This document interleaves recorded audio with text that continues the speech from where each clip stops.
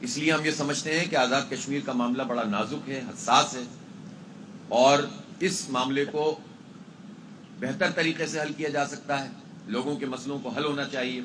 میں اس موقع پر آزاد کشمیر کے عوام کو بھی، پاکستان کے پورے 25 کروڑ عوام کی طرف سے مبارکباد بھی دیتا ہوں کہ انہوں نے اپنی جد و جہد سے اپنے مطالبات کو منوایا ہے۔ اسی طرح پورے پاکستان کے لوگوں کو ان ظالم حکمرانوں کے خلاف ڈٹ کر کھڑا ہونا چاہیے۔ پرامن مزاحمت ہی ہمارے مسائل کو حل کر سکتی ہے۔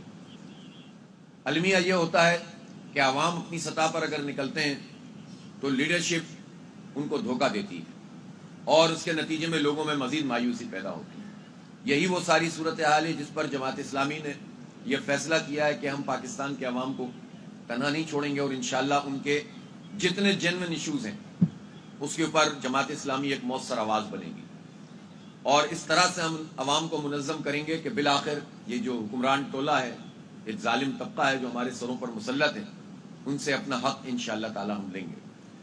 اور اگر ان آوازوں کو پابند کرنے کی حکمرانوں کی طرف سے کوشش کی جائے گی تو کسی صورت میں بھی اس کو قبول نہیں کیا جائے گا۔ آپ نے سنا ہوگا یہاں کہ 16 تاریخ کو پرسوں لاہور میں کسانوں کا ایک بہت بڑا مسئلہ ہے۔ ظاہر جب کسانوں کا مسئلہ ہے تو یہ پورے پاکستان کے لوگوں کا مسئلہ بن جاتا ہے۔ کروڑوں لوگ ہیں جو کھیتی باڑی سے متعلق ہیں۔ ایک طرف جاگیردار اور وڈیرے ہیں جنہوں نے زمینوں پہ قبضے کیے ہوئے ہیں، انگریز کے زمانے سے چلے آ رہے ہیں۔ وہ تھوڑے سے لوگ ہیں، انہوں نے پوری زراعت پہ کنٹرول کیا ہوا ہے، سیاست میں وہ کنٹرول کیے ہوئے ہیں، اس لیے کہ وہی لوگ پارٹیوں میں موجود ہوتے ہیں، اور کوئی فیصلہ عام کسان اور عام شہری اور عام لوگوں کے لیے نہیں کرنے دیتے۔ تو ایک طرف تو وہ ہیں کہ جن کی ہزاروں ایکڑ، سینکڑوں ایکڑ زمینیں ہوتی ہیں اور وہ ٹیکس ادا نہیں کرتے۔ ان سارے جاگیرداروں نے مل کر 4 ارب روپے ٹیکس دیا پورے سال میں، جبکہ آئی ایم ایف حکومت سے کہہ رہا ہے کہ تنخواہ دار لوگوں پر مزید ٹیکس لگاؤ جنہوں نے 300 ارب روپے ٹیکس دیا ہے۔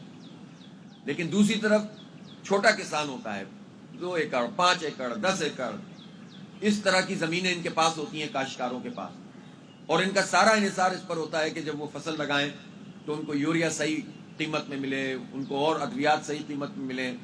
پھر بہت بڑے پیمانے پہ جو بڑی فصلیں ہوتی ہیں، گندم ہے، چاول ہے، تو گندم میں خاص طور پر حکومت نے یہ وعدہ کیا کہ ہم اسے خریدیں گے، لیکن پنجاب گورنمنٹ جو اس وقت بھتیجی صاحبہ پر مشتمل ہے، ظاہر چچا وزیر اعظم ہیں، بھتیجی وزیر اعلیٰ ہیں، اور میاں صاحب کے سمدھی اس وقت ڈپٹی پرائم منسٹر بھی بن گئے ہیں، اور مزید بھی کچھ عہدے ہوں گے جو خاندان کے مختلف لوگوں کے لیے اس وقت دیکھے جا رہے ہوں گے۔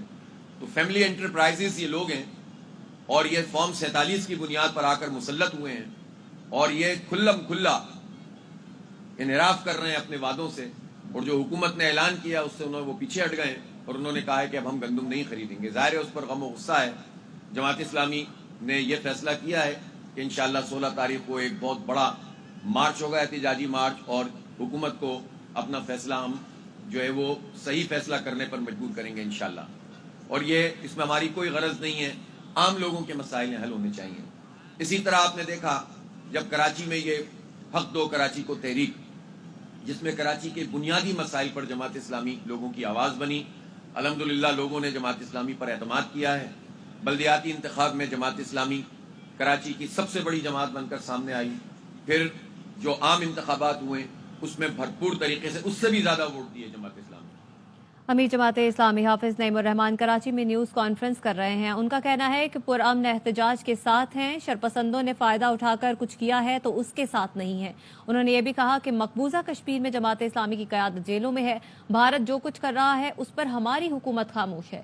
انہوں نے یہ بھی کہا کہ آزاد کشمیر کا معاملہ حساس ہے، وہاں پر فارورڈ بلاکس پر مشتمل حکومت ہے۔ اور دوسری جانب قومی اسمبلی کے اجلاس میں لے چلتے ہیں جہاں پہ اسد کیسر اس وقت اظہار خیال کر رہے ہیں۔ اس وقت جو پھاٹا اور پاٹا کے اوپر جو ٹیکس کی کم از کم اس کو